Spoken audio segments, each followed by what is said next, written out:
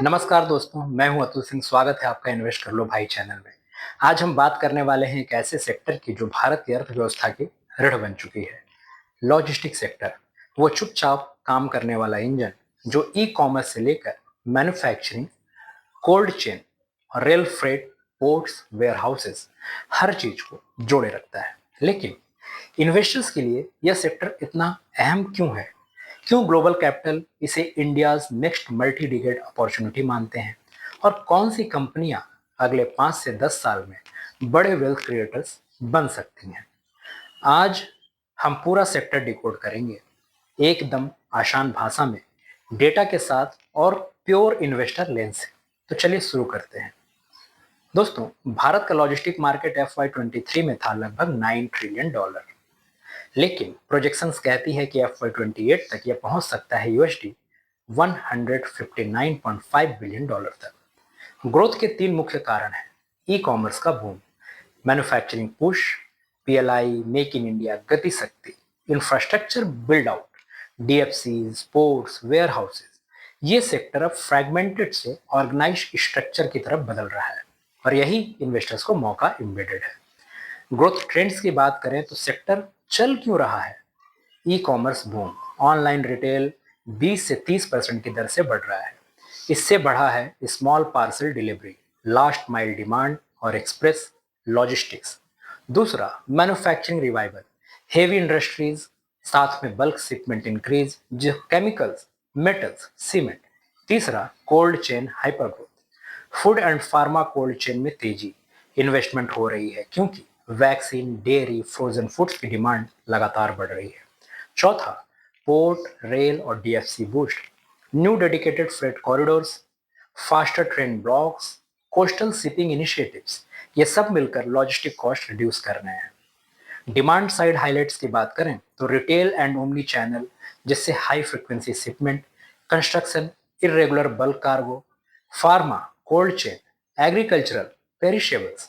Supply side highlights की बात करें तो लाखों लाइट एंड मीडियम ट्रक्स, यानी ओनरशिप फ्रैगमेंटेड है। ऑर्गेनाइज्ड वेयर हाउसिंग, जो मल्टी स्टोरी पार्क्स, DFCs को देखें तो long haul cheaper and predictable. वहीं पोर्ट्स, मेजर कैपेसिटी एक्सपेंशन। तो इन्वेस्टर्स के लिए इसका मतलब क्या है? ऑर्गेनाइज्ड प्लेयर्स का मार्केट शेयर तेजी से बढ़ रहा है, जो लॉन्ग टर्म कंपाउंडिंग क्रिएट करता है। ये ट्रेंड अगले 10 साल के विनर्स तय करेंगे। पहला, मल्टी मॉडल शिफ्ट, रेल और कोस्टल फ्रेट एक्सीलरेशन। दूसरा, cold chain exploration, pharma and food के कारण। तीसरा, वेयरहाउस ऑटोमेशन और रोबोटिक्स। चौथा, डिजिटाइजेशन यानी TMS, WMS, AI, ETA, IoT। पांचवा, green logistics, EV trucks, LNG fleets. छठवां, micro hubs and ultra fast delivery. Investors के लिए tech led, multi modal, cold chain players यानी हाईएस्ट वेल्थ क्रिएशन प्रोबेबिलिटी। अब बात करते हैं पोर्टस 5 फोर्सेस की, यानी सेक्टर की वास्तविक कंपटीशन। पहले, threat of new entrants, this is moderate to high.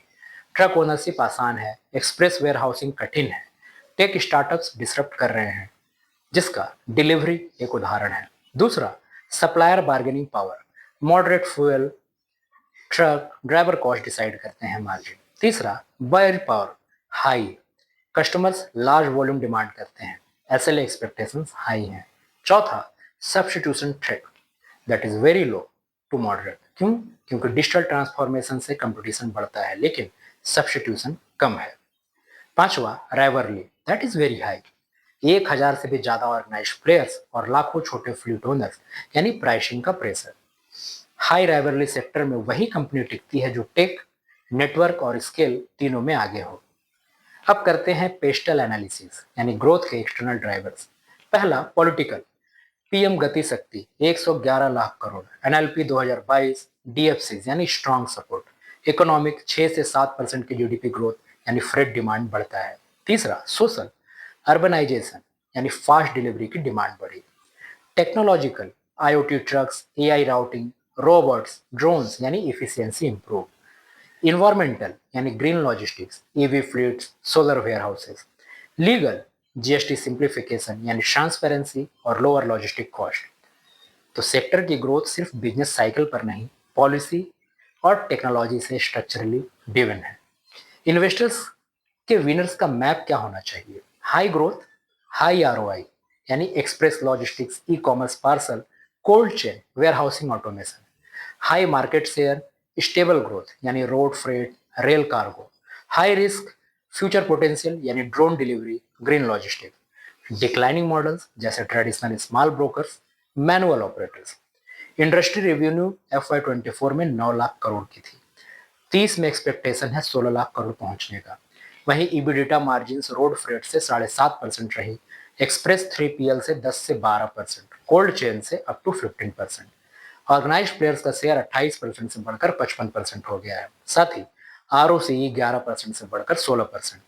यानी clear cut organised tech led firms have better profitability and long term compounding. तो इन्वेस्टर्स को क्या सावधानी रखनी चाहिए? Fuel price volatility, driver shortages, DFC roll out delays, high capex intensity, competition driven pricing pressure, ESG compliance cost and global freight volatility.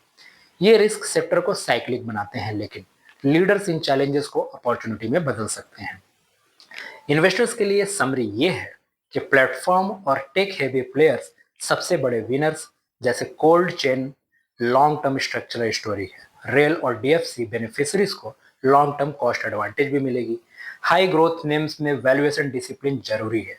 ESG ready companies को premium valuation मिलता है। और अब आते हैं प्रैक्टिकल इंसाइट्स पे कि कौन सी कंपनियां इन्वेस्टर्स के लिए क्या अपॉर्चुनिटी ला सकती हैं। डिलीवरी, इसका स्ट्रेंथ है biggest tech enabled logistic network, express और क्रॉस बॉर्डर, साथ में 3PL, एक स्ट्रॉन्ग इंस्टीट्यूशनल बैकिंग भी। फाइनेंशियल व्यू देखें तो रिसेंट क्वार्टर्स में पॉजिटिव एडजस्टेड EBITDA रहा, प्रॉफिटेबिलिटी इंप्रूव हो रहा है, बट देर आर की risk like high capex intensity, competition from e commerce arms. Investors के लिए long term digital logistic leader है।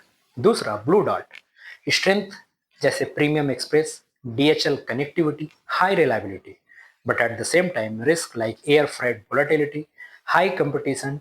इन्वेस्टर्स के लिए प्रीमियम निश प्लेयर विथ स्टेबल फ्रेंचाइज। तीसरा, TCI एक्सप्रेस, इसके स्ट्रेंथ है high profitability track record, sorting automation, sticky client base, but साथ में रिस्क भी हैं जैसे लार्ज प्लेयर्स की competition, continuous capex need. Investors के लिए एसेट लाइट एक्सप्रेस कंपाउंडर। चौथा है TVS सप्लाई चेन, स्ट्रेंथ है plan pan India contracts, automotive और industrial clients, strong governance. Financial view देखें तो FY25 में लॉसेस रिड्यूस हुए हैं, यानी प्रॉफिटेबिलिटी इंप्रूव कर रही है। इन्वेस्टर्स के लिए कॉन्ट्रैक्ट लॉजिस्टिक और ISCS model long term attractive. वहीं कॉनकोर को देखें तो इसका strength rail linked container monopoly type position, stable cash flow, DFC beneficiary, but risk private port competition, asset monetisation concerns. Investors के लिए rail cargo compounder and policy beneficiary. Gati, इसका strength है stock network, cost model tuned for domestic express, but risk भी है legacy debt, network restructuring needed. Investors के लिए turn around story है, risky but optionality high है। फिर आते हैं VRL लॉजिस्टिक्स पे। इसके स्ट्रेंथ हैं large own fleet, stable profitability, but risk है जैसे fuel exposure, regulatory issues. Investors के लिए reliable road freight, cash generator. Snowman logistics, इसके स्ट्रेंथ है largest cold chain player, long term contracts. Financial देखें तो कैपेसिटी बढ़ने से रेवेन्यू ग्रोथ विजिबल है, but risk seasonality, high capex. Investors के लिए इंडिया का pure play cold chain leader. कहाँ मिल सकता है नेक्स्ट 10 ईयर अपॉर्चुनिटी? आगे का डिकेड लॉजिस्टिक्स के लिए गोल्डन पीरियड हो सकता है। तो top themes for investors is what? Cold chain winners जैसे Snowman, express and B2B parcel leaders delivery TCI express, rail और DFC place Concor, contract logistics TVS SCS, stable cash generators VRL, turn around optionality Gati. ROCE consistently 14 से 18% रहे, low leverage रहे, strong SLA performance रहे, tech led efficiency रहे, integrated 3PL 4PL capability रहे, clear demand visibility रहे और capex discipline रहे, ये आपको देखना जरूरी है। भारत की ग्रोथ स्टोरी मतलब लॉजिस्टिक की ग्रोथ स्टोरी, और सही कंपनी चुन ली जाए तो यह सेक्टर अगला मल्टीबैगर मशीन बन सकता है। आखिर में एक बात याद रखिए, लॉजिस्टिक सेक्टर सिंपल नहीं है, लेकिन सही अंडरस्टैंडिंग के साथ यह सबसे पावरफुल इन्वेस्टमेंट थीम में से एक है। मैं हूं अतुल सिंह, मिलते हैं अगले वीडियो में, तब तक के लिए धन्यवाद। जय हिंद।